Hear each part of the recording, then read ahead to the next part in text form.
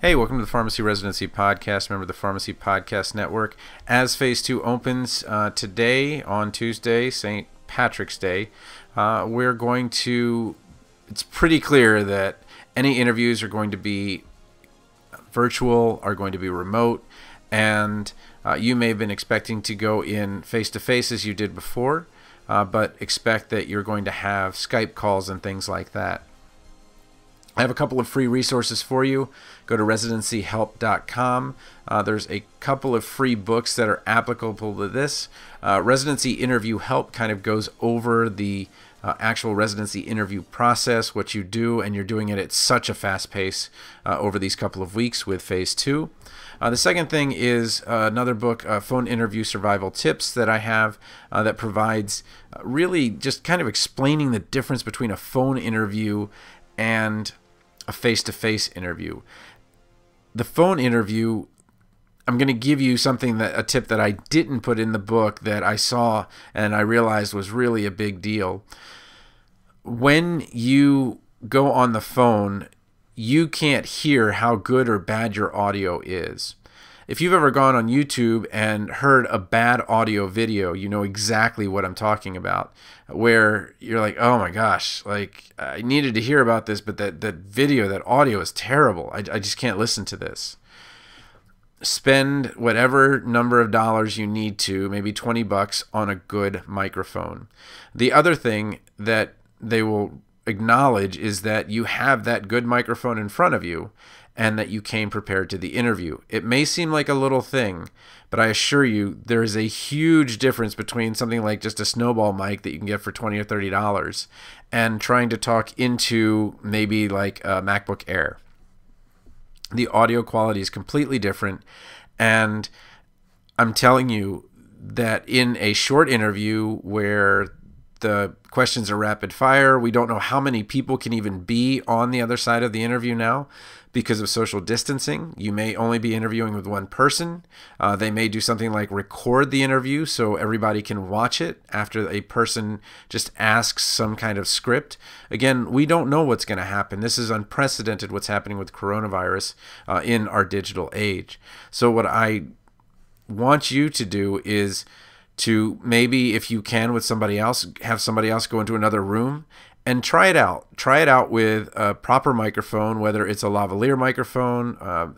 You want to be careful with those because it can pick up a lot of noise and a lot of brushing and things like that. I've got a pop filter on, which is the little screen on a snowball mic, which cost me $20, $30. And they're relatively inexpensive. They're plug and play. You just put it into the USB. But I'm telling you, if you want to stand out and as one of the best interviews, making sure that they can hear you is going to be really important. But I have this feeling that, and again, I couldn't have known this when I wrote the book, but I have this feeling that they're going to record your interview and other people are going to watch it at a different time. There's not going to be this, okay, hey, I'm Bob. Hey, I'm Sue. Hey, I'm John, where everybody's in the room. I think that this is going to be something where they're going to record you and then everybody's going to listen and say, okay, well, let's grade these interviews. And it's also another way that they can do it remotely and then share with everybody and not have to worry about, okay, can we get 4 people on a Skype call and then try to interview people? That is, if anybody's tried to do that in the past, it's actually really, really hard. So again, those phone interview survival tips, that's on residencyhelp.com under free books. I intentionally made it so that even if you just go to Amazon and look at the free preview of that book, it gives you a number of free tips that can really help you understand the difference between the phone interview, where you have a much shorter time and you can't see facial expressions for a lot of the time, and something that's a face-to-face interview. Okay. Another thing that just came out today is that Pearson VUE shut down their centers till April 16th. Obviously, that's kind of an arbitrary number. Many people are just trying to kind of grapple with what's going on, how long we should do this social distancing, how are we going to set up centers so that somebody can come in and feel safe to take the exam for a significant period of time, and then have safety for everybody, really. And I know that the PCAT is something that pharmacy schools can waive. Half of them don't even ask for it anyway. So that's not really an issue. But the NAPLEX is. So my recommendation is to continue to study for the NAPLEX as if it is going to happen right after graduation, that everything's going to work out. Because I think that you're going to want to try to get one of those early interview spots, because I don't know how long the lag is going to be. Because if you stop testing for 30 days, all of a sudden Pearson is going to have this very long backlog where if maybe you were expecting to take it right after graduation, that might get extended further. And then when we talk about MPJE, that kind of compounds the problem. So again, I think that you're going to see very innovative solutions from a lot of people. I did want to share one last thing with you, which kind of, I don't know, it's kind of really touching that I saw. And it was a picture of something that I thought was just kind of a really neat way to get around a problem. And I think, and I'm hoping that that's going to be the same here, where there are just really neat ways to get around problems. Like, how do I go to an APPE when the hospital won't let me in? Can I go to, for example, I have a non-patient care rotation. Can somebody do a non-patient care rotation instead? And right now, my understanding is ACPE is being firm on the 1440 hours and the types of rotations that somebody has to do. You can't just swap them out like that. But I think that that position will soften as we get into what really is possible and isn't.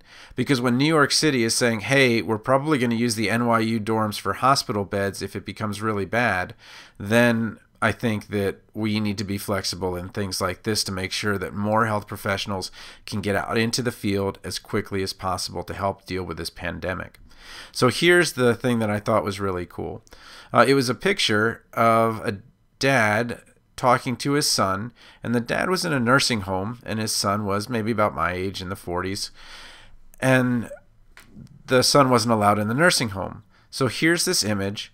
The dad's inside in his nursing home room, and the son's outside beyond the window, and they're talking on the phone. And I thought that was such a great representation of just one very innovative solution to one of the many, many obstacles we're going to see.